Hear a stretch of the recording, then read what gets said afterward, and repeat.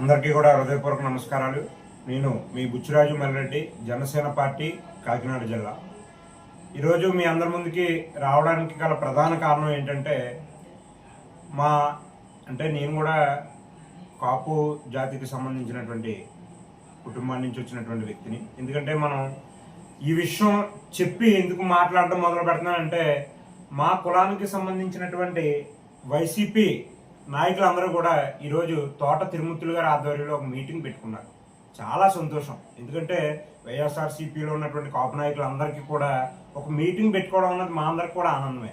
ఎందుకు ఆనందం అని చెప్తున్నానంటే, వీళ్ళందరూ కూడా ఒక తాటిపైకి వచ్చారు.